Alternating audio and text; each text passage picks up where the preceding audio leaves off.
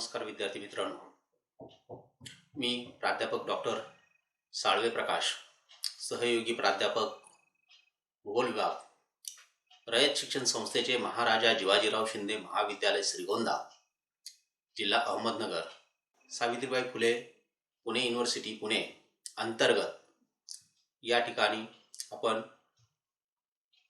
TYBA भूगोल हा जो काय अभ्यासक्रम जो आहे तो अभ्यासक्रम बघणार आहोत। हा अभ्यासक्रम जून 2015 पासून लागू केलेला आहे। आता नवीन जे काही आहे तो SY ला त्या ठिकाणी नवीन अभ्यासक्रम आलेला आहे, पण तुमची ही शेवटची बॅच आहे। तर तुमच्या ही शेवटचं बॅचला हा आपण अभ्यासक्रम बघतोय। तर पेपरचं नाव जे आहे ते पेपरचं नाव कृषी भूगोल, आणि त्यामध्ये आज आपण बघणार आहोत कृषी भूगोलाच्या अभ्यास पद्धती। पहिल्या प्रकरणातील याच्या अगोदरच्या व्हिडिओमध्ये आपण कृषी भूगोलाची स्वरूप, व्याख्या, व्याप्ती, त्याचबरोबर कृषी भूगोलाचे महत्त्व हे आपण बघितलेलं आहे। आज आपण कृषी भूगोलाच्या ज्या काही अभ्यास पद्धती ज्या आहेत त्या अभ्यास पद्धती थोडक्यात बघणार आहोत। तर चला तर मग आपण बघूया की कृषी भूगोल म्हटलं की शेती संबंधित या ठिकाणी अभ्यास करण्याचे काही पद्धती जे काही त्या पद्धती या ठिकाणी सांगितल्या जातात। आणि ह्या ज्या काही पद्धती ज्या आहेत त्या पद्धती प्रामुख्याने शास्त्रीय निकषावर आधारित असतात, म्हणजे शास्त्रीय बेस त्याच्यामध्ये आहे। म्हणजे आपण जे काय आपण आता अभ्यास करणार आहोत त्या पाठीमागे शास्त्रीय कारण जे काय आहेत त्याच्या आधारे आपण कृषी भूगोलाचा जो काय अभ्यास जो आहे कृषी भूगोलाचा अभ्यास करतोय। तर त्यामधले या ठिकाणी पहिली जी काही पद्धत जी आहे ते वस्तू दृष्टिकोन अभ्यास पद्धती। आता वस्तू दृष्टिकोन अभ्यास पद्धती म्हणजे काय की एखाद्या वस्तूचं उत्पादन असेल, वितरण असेल, उपभोग असेल, या संदर्भामधील जे काही अभ्यास जो आहे तो अभ्यासाचा याच्यामध्ये समाविष्ट जो आहे तो समाविष्ट केला जातो। म्हणजेच एखाद्या भागामध्ये एखाद्या वस्तूचं उत्पादन किती होतं आणि ते वस्तू त्या ठिकाणी उत्पादित झालेला जो काही माल असेल तो माल या ठिकाणी शेतकऱ्यांपर्यंत जाणं किंवा ग्राहकांपर्यंत जाणं किंवा उपभोक्त्यांपर्यंत जाणं, या संदर्भामध्ये जो काही अभ्यास केला गेलेला आहे तो अभ्यास या वस्तू दृष्टिकोन अभ्यास पद्धतीमध्ये केला जातो। म्हणजेच थोडक्यात एखाद्या प्रदेशाचा कृषी प्रगतीचा जो काही आढावा जो असेल तो आढावा घेण्यासाठी आणि कृषी विकासाची दिशा ठरवण्यासाठी या पद्धतीचा प्रामुख्याने उपयोग जो काही उपयोग होत असतो। म्हणजे कुठल्या भागामध्ये अधिक उत्पादन होतं म्हणजे तिथला त्या ठिकाणी विकास जो काही हा विकास झालेला आहे, कुठल्या भागामध्ये कमी विकास झालेला आहे, याचा जर अभ्यास आपल्याला करायचा असेल तर ही वस्तू जी काही दृष्टिकोन अभ्यास पद्धती जी आहे तिचा आपल्याला आधार जो काही हा आधार घ्यावा लागतो। उदाहरणार्थ, जर एखाद्या प्रदेशामध्ये विशिष्ट वस्तूचं उत्पादन निघत असेल तर ते उत्पादन का त्या ठिकाणी निघतंय याचा सखोल अभ्यास जो काही हा अभ्यास केला जातो। उदाहरणार्थ या ठिकाणी तुम्ही बघताय की इथे तुम्हाला एक व्हिडिओ जो आहे तो व्हिडिओ फोटोग्राफ दिसतोय की संत्रा आहे, स्ट्रॉबेरी त्या ठिकाणी आपल्याला दिसते, केळी दिसते, द्राक्ष दिसतात, असे वेगवेगळे जे काही उत्पादन जे आहेत ते उत्पादन वेगवेगळ्या भागामध्ये त्या ठिकाणी होतात। आता संत्रा म्हटलं की आपल्या डोळ्यासमोर लगेच नागपूरची संत्री आपण म्हणतो। मग नागपूरची संत्री का म्हटलं जातं तर नागपूरला त्या ठिकाणी संत्रीचं उत्पादन जास्त मोठ्या प्रमाणात होतं। त्याचं कारण की तिथलं जे काही हवामान असेल, तिथली जी काही जमीन असेल, तिथली जी काही मृदा असेल, तिथलं जे काही तिथली असणारी शेतीची जी काही पद्धती जी आहे त्या पद्धतीचा प्रामुख्याने आपल्याला अभ्यास करावा लागतो। म्हणजे त्या ठिकाणी त्या प्रदेशामध्ये संत्र्याचं उत्पादन जे आहे ते उत्पादन सर्वाधिक असल्या कारणाने आपण नागपूरची संत्री म्हणतो। संत्री इतर भागामध्येही त्या ठिकाणी त्याचं उत्पादन घेतलं जातं, परंतु जे उत्पादन नागपूरमध्ये निघतं, जेवढ्या प्रमाणात निघतं तेवढ्या प्रमाणात इतर भागामध्ये ते उत्पादन होत नाही।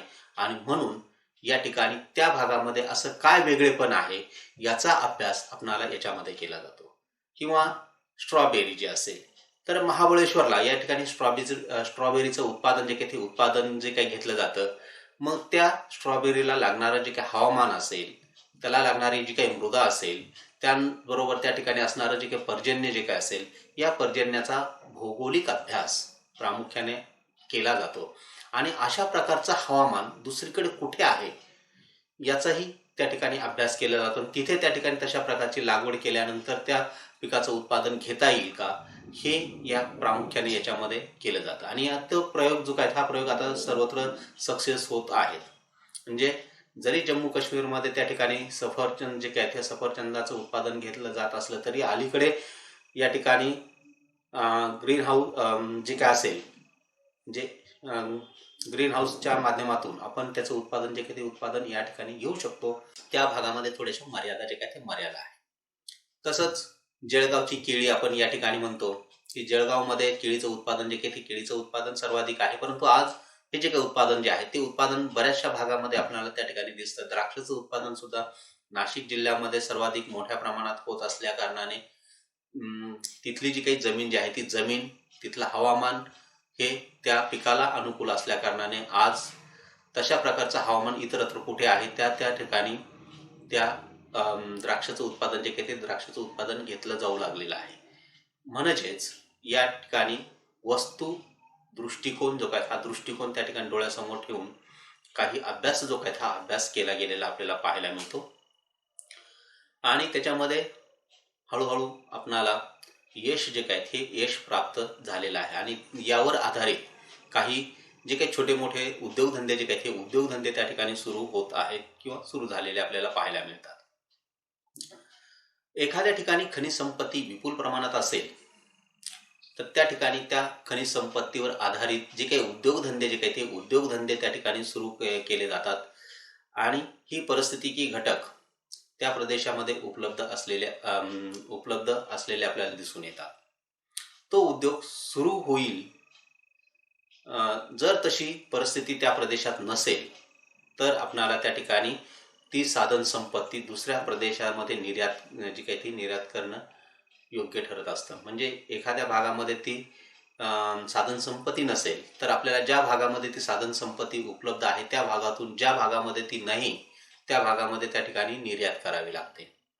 तर अशा प्रकारे वस्तूला प्राधान्य देऊन त्या ठिकाणी तिचं उत्पादन जे काही ते उत्पादन घेतलं जातं. वितरण त्या ठिकाणी जे काय आहे आणि उपभोगाचा याचा जो काय अभ्यास जो आहे तो याचं जी काही सांगड जी आहे ती सांगड प्रामुख्याने या वस्तू दृष्टिकोन अभ्यास पद्धतीमध्ये केला जातो. त्यानंतर दुसरी जी काही अभ्यास पद्धती जी आहे ती अर्थशास्त्रीय दृष्टिकोन पद्धती, की यामध्ये खरं तर कृषी हा एक व्यवसाय आहे. आज आपण बघतो की म्हणजे जवळपास 60% लोक हे कृषी व्यवसायाशी निगडीत आहेत. आणि ते या ठिकाणी व्यवसाय म्हणून म्हणजे शेतीमधील जे काही उत्पादन जे असेल ते उत्पादन विक्रीच्या दृष्टिकोनातून त्या ठिकाणी हे काढलं जातं. म्हणजेच कृषी किंवा शेती हा एक व्यवसाय किंवा उद्योग आहे. आणि कृषी भूगोलाची एक महत्त्वपूर्ण ही एक अभ्यास पद्धती मानली जाते. कृषी व्यवहाराचे स्पष्टीकरण यामध्ये केले जाऊ शकते. म्हणजे आर्थिक ज्या काही समस्या असतील त्या समस्यांचं विश्लेषण आर्थिक दृष्टिकोन अभ्यास पद्धतीमध्ये केलं जातं. म्हणजे त्या शेतीमध्ये आपणाला जे काही आधुनिक तंत्रज्ञान असेल किंवा आधुनिक जे काही मशिनरीज असेल त्या मशिनरी त्या ठिकाणी वापरत असताना शेतीचं उत्पादन आणि आपला खर्च याचा जो काही ताळमेळ जो आहे तो ताळमेळ त्या ठिकाणी घातला गेला पाहिजे. आणि म्हणूनच या दोन्हींची सांगड जी ती सांगड याच्यामध्ये घातली जाते. आणि याच्यावर आर्थिक समस्यांचे योग्य जे काही उपाय सुचवले जातात. आता आधुनिक तंत्रज्ञानामध्ये आपण पूर्वी मानवाच्या साह्याने शेती केली जायची, परंतु आता तंत्रज्ञान जे काही ते ट्रॅक्टर असेल किंवा हार्वेस्टर असतील किंवा अन्य काही साधनं जे असतील त्या साधनांच्या साह्याने आपण शेतीला वेगवेगळे जे काही शेतीमधील जे काही कामं असतील ते कामं आपण त्या ठिकाणी करू लागलो. आणि यामुळंच अशा विविध घटकांचा अभ्यास या ठिकाणी अर्थकारणाशी जोडला गेलेला आहे. आणि म्हणून तो अर्थकारणाशी जोडलेला असल्या कारणाने किंवा अर्थकारणाशी निगडीत असल्या कारणाने शेतीविषयक प्रश्नांची जी काही उत्तरं जी असतील ते या आर्थिक दृष्टिकोन अभ्यास पद्धतीतून आपणाला मिळतात. त्यानंतर आपण बघतोय की प्रादेशिक दृष्टिकोन या पद्धतीने प्रदेशातील कृषीचा सर्वांगीण अभ्यास करता येतो. म्हणजे त्या प्रदेशामध्ये असणारी जी काही भौगोलिक रचना असेल, प्राकृतिक रचना असेल, म्हणजे पर्वत असेल, पठारं असतील, मैदानं असतील, या सर्व घटकांचा अभ्यास आपणाला त्या ठिकाणी करावा लागतो. थोडक्यात आपण पर्वताचा आणि मैदानी भागाचा विचार जर केला तर पर्वतीय भागामध्ये शेती अल्प प्रमाणात केली जाते, कारण तिथे शेतीला अनुकूल असं वातावरण नाहीये. पण तेच मैदानी प्रदेशामध्ये आपण शेती मोठ्या प्रमाणात करतो, म्हणजेच तिथे शेतीला ते अनुकूल वातावरण आहे, कारण सपाट भूप्रदेश आहे आणि जे काही पाण्याचा जो काही सोर्स असेल तो सोर्स त्या ठिकाणी असल्या कारणाने. आणि डोंगराळ प्रदेशामध्ये काय होतं की शेतीला अनुकूल असं वातावरण नाही, कारण तीव्र उतार आहे, त्यामुळे पडलेल्या पावसाचं पाणी वेगाने वाहून जातं आणि त्यामुळे शेती म्हणजे जमिनीची जी काही थर आहे किंवा जाडी जी असेल ती जाडी आता आपल्याला खूप कमी प्रमाणात त्या ठिकाणी आढळते. आणि म्हणून तिथलं जे काही हे जे आहेत भौगोलिक रचना जी आहे ती पिकांना अनुकूल नसते. पण तेच मैदानी प्रदेशामध्ये जर बघितलं तर शेतीला अनुकूल असं हवामान आहे आणि म्हणूनच मैदानी प्रदेशामध्ये सर्वाधिक शेतीचं उत्पादन जे काही ते उत्पादन त्या परिसरामध्ये घेतलं जातं. अलीकडे आपण जलसिंचन बघतो की जलसिंचनाच्या विविध अभ्यास पद्धती जे काय ह्या विविध अभ्यास पद्धती त्या आलेल्या आहेत. मग त्यामध्ये कॅनल इरिगेशन असेल,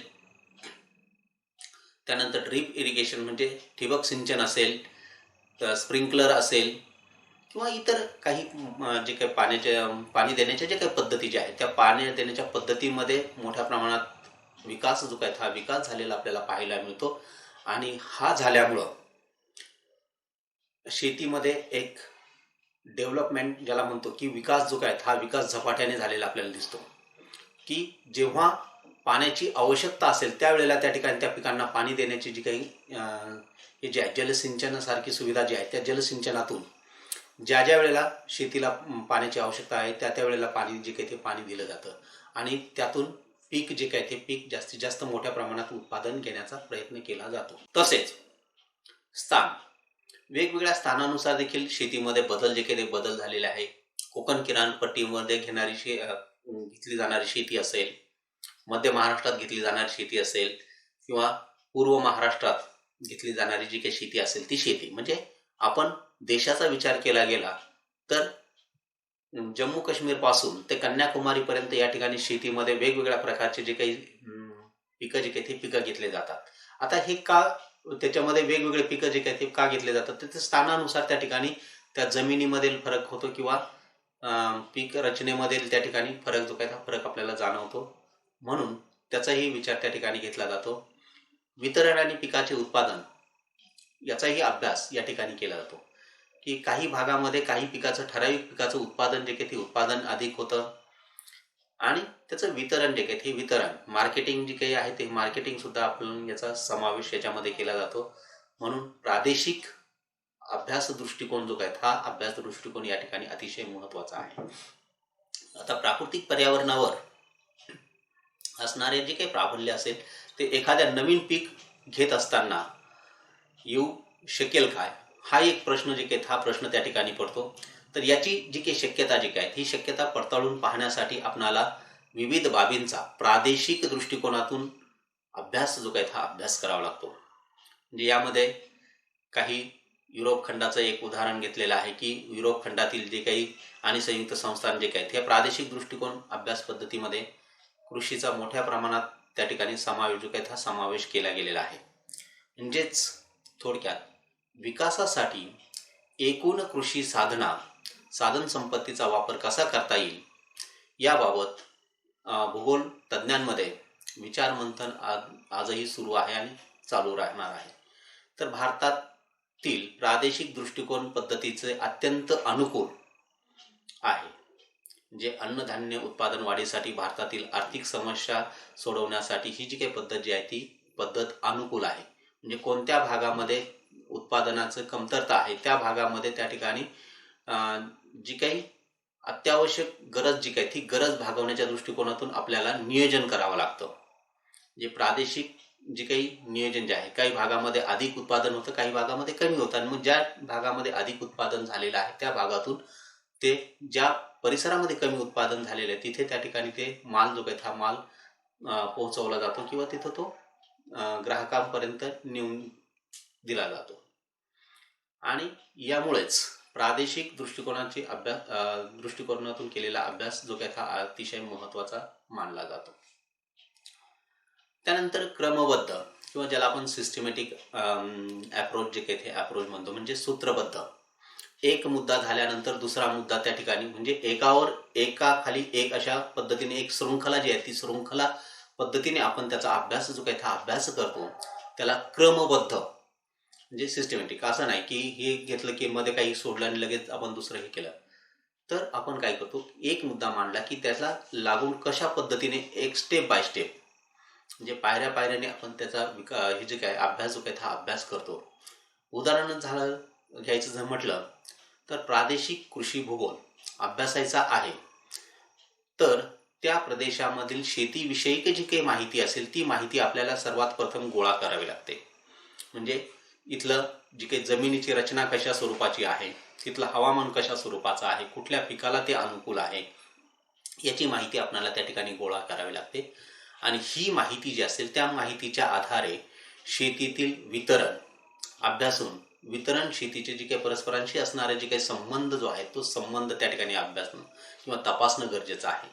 म्हणजे शेतीतून असणारं उत्पादन आणि तिथली जी काही वितरण व्यवस्था जी काय त्याचं एक जो काही परस्परांशी असणारा अंतर्गत जो काही सहसंबंध जो आहे तो सहसंबंध आपण या ठिकाणी तपासणं गरजेचं आहे.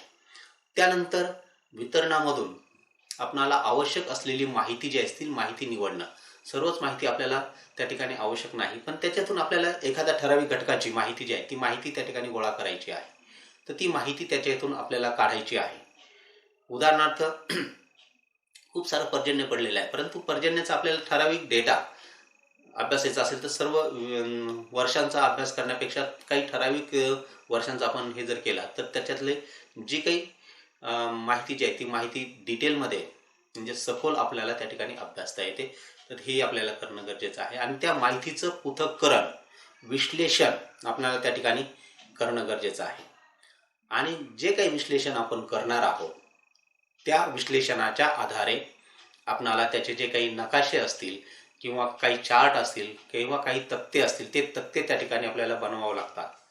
आणि त्यातून एक त्या पिकाचा जो काही आकृतीबंध जो असेल किंवा त्याचं जे काही विवेचन असेल ते विवेचन आपल्यासमोर त्या ठिकाणी येतं. म्हणून ही जी काही पद्धती जी आहे ती अभ्यास पद्धती देखील तितकीच महत्त्वाची अभ्यास पद्धती आहे की कुठल्याही घटकाचा अभ्यास करत असताना प्रत्येक गोष्टीला त्या ठिकाणी एक घटक झाला की त्याच्या लागून जे काही घटक जे काही असतील त्या घटकांचा अभ्यास आपल्याला सातत्याने करावा लागतो. त्यानंतर आधुनिक अभ्यास दृष्टिकोन. हा आधुनिक अभ्यास दृष्टिकोन जो काय आहे की पिकं आणि पर्यावरण ही कृषी परिसंस्थेतील महत्त्वाची दोन घटक जे काही ते दोन घटक आहे.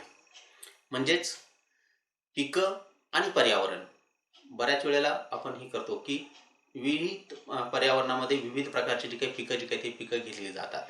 म्हणून त्या ठिकाणी ते दोन वेगवेगळे घटक आहेत. आणि मृदा विकास आणि मृदा वितरण हे देखील त्या ठिकाणी महत्त्वाचे आहेत. तसंच जीवनोपयोगी प्राणी असेल या घटकांवर जे काही प्रबळ परिणाम जो काही हा प्रबळ परिणाम होत असतो.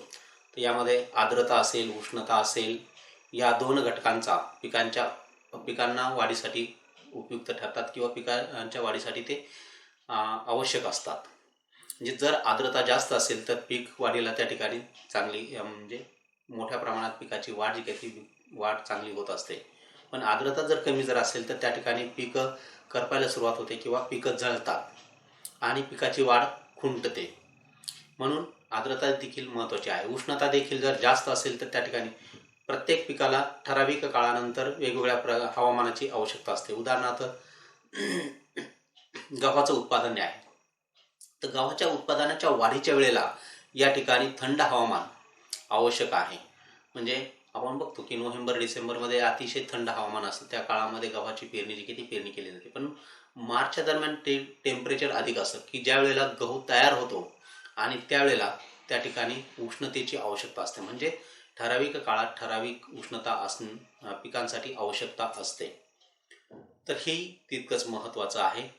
हवामानात होणारे सातत्याने बदल हे पिकांवर परिणाम करत असतात. आपण बघतो की आता सातत्याने पीक रचनेवर हवामानाचा बदल होत चाललेला आहे आणि त्याचा परिणाम पीक रचनेवर होताना आपल्याला दिसून येतोय की काही भागामध्ये प्रचंड प्रमाणात पर्जन्य होतंय, काही भागामध्ये पर्जन्यच नाही अद्यापर्यंत.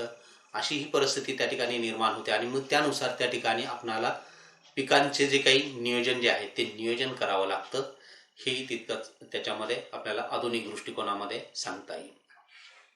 तसंच जमिनीचं स्वरूप कशा स्वरूपाचं आहे, म्हणजे ती मुरमाड आहे किंवा काळी कसदार जमीन आहे किंवा रेगूर मृदा असेल वगैरे वगैरे, हे जमिनीचं स्वरूप कसं आहे. पुन्हा ती पर्वती आहे, पठारी आहे, मैदानी आहे.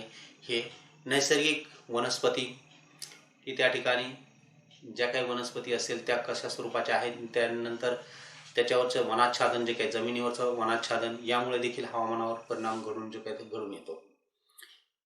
तसंच अलीकडे विविध रसायनांचा वापर शेतीमध्ये केला जाऊ लागलेला आहे. कीटकनाशकांचा वापर अतिरिक्त प्रमाणात त्या ठिकाणी होऊ लागला आणि परिणामी वातावरणामधील प्रदूषण जे काही ते प्रदूषण दिवसेंदिवस वाढत चाललेलं आहे.